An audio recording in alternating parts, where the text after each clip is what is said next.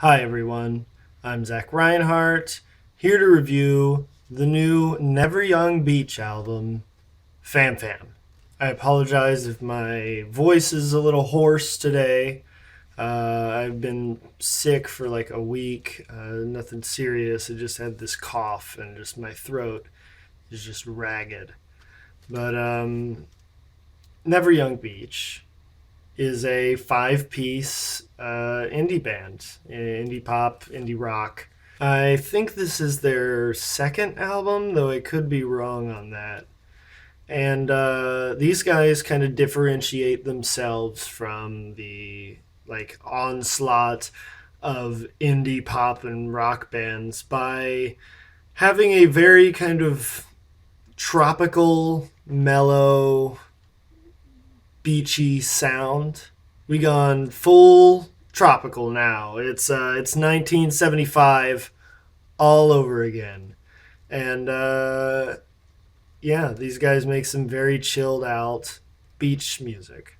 This album kicks off with the track "Pink Jungle House," which starts off with like this kind of soundscape of like naturey noises, I guess, to put you in the jungle, and it really kind of fits its jungle theme very well. It's a very mellow, chilled out, just easygoing indie pop track. And it introduces some themes, being the first song on the record, that will be present through the whole record.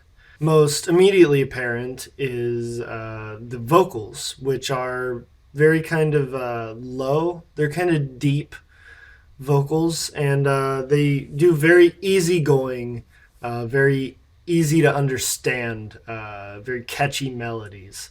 And the songwriting is very catchy in general. There's a lot of really kind of earworm melodies through this album.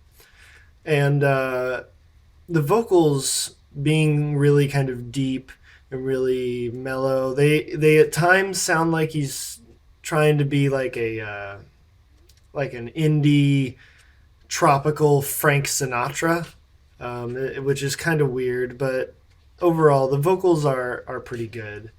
And then, kind of the next thing you notice is there are three guitar parts. And they do some interesting stuff with the production to make room for these three guitar parts. They have the kind of rhythm guitar that's just kind of strumming the chords of the song.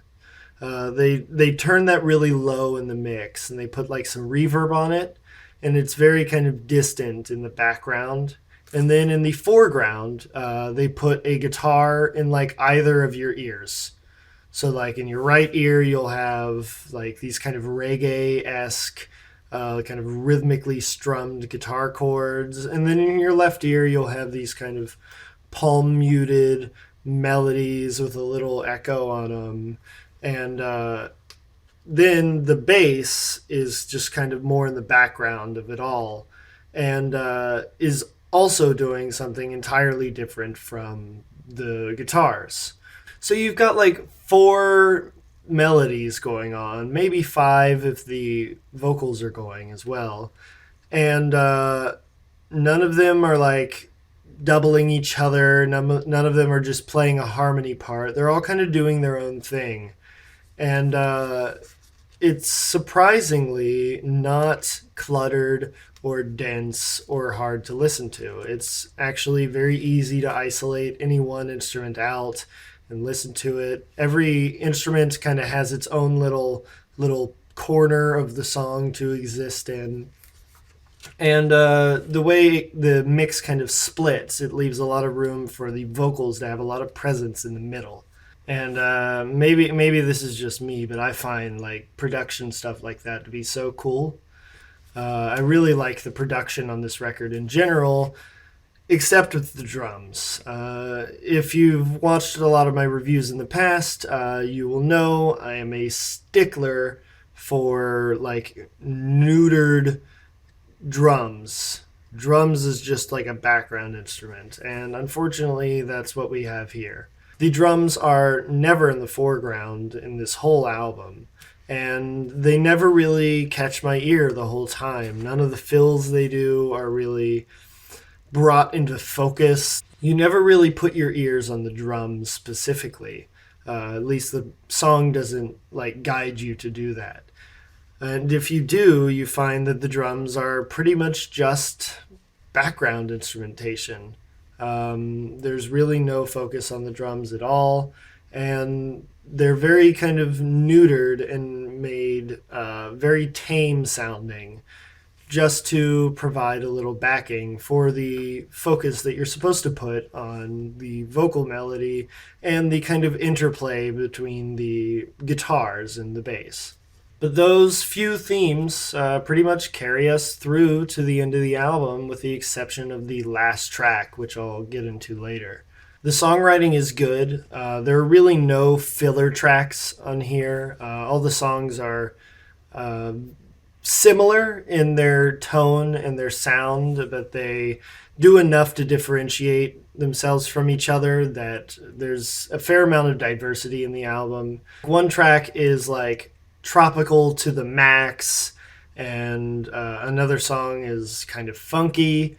Then there's also some tracks that are a bit more on the like typical indie pop edge of their spectrum, and there's even a track that you could probably slow dance to. Yume de Aetara. It's a bit of a ballad, but it's still very kind of mellow and chilled out.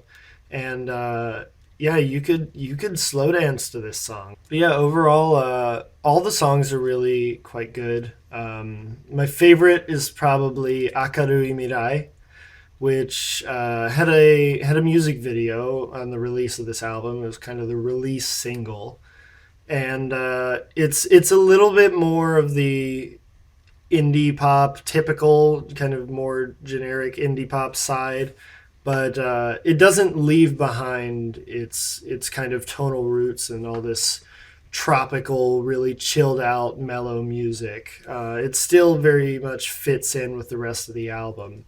And it's just a really fun, easy to listen to indie pop song. It has a good guitar solo in it, and it's very lively, and it's got a very nice chorus, and it's just a very catchy song.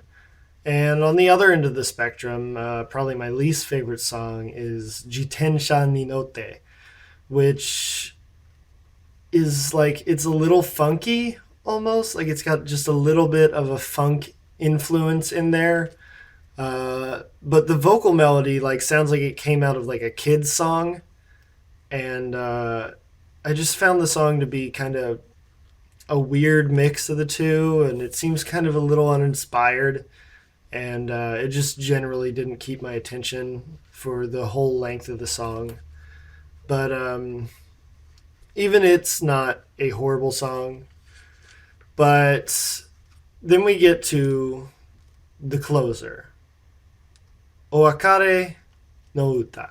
On this track, Never Young Beach abandons all of the kind of sonic cohesiveness that they had built up through the rest of the album in favor of just a more generic indie pop song. All the guitars are kind of just doing the same thing. They got rid of like all the detail there, and that just leaves the song feeling a little empty. They try to make up for that by making it just a little noisier and a little beefier with a little more guitar presence, but that wasn't the answer, and it just comes off as like just kind of generic indie track that does not fit in with the rest of the album much at all. The only real thing I liked about it is the vocals are a bit more aggressive and a little more raw. They've got a little heat on them, and I think they sound good. But losing all that kind of melodic interplay between all the melodic instruments makes this song feel just kind of empty. The only thing I can think of that would explain this is like maybe it's a cover and I just don't know the original song. But here on this album, it really sticks out as like being very different from the rest of the songs, and not in a good way. But despite that kind of bad closer, I quite like the album. All these songs are pretty straight to the point. There's not really any filler. There's good songwriting throughout. The vocal melodies are very easy to sing along with. They're very catchy. And just in general, this album is very easy to listen to for the more casual music listener. And at the same time, has enough depth and enough detail to keep a more musically informed listener's attention as well. I think it's a pretty good album overall. I'm feeling a 7 out of 10. Check it out. I'll leave a link in the description, as usual, to one of their music videos. And subscribe to their YouTube channel because they make some pretty decent music. But Christ, there's just a lot of indie pop. I hope Ian Martin was right about us reaching peak indie pop. But yeah, that's me. Never Young Beach, new album, Fam Fam. It's pretty good. Give it a listen.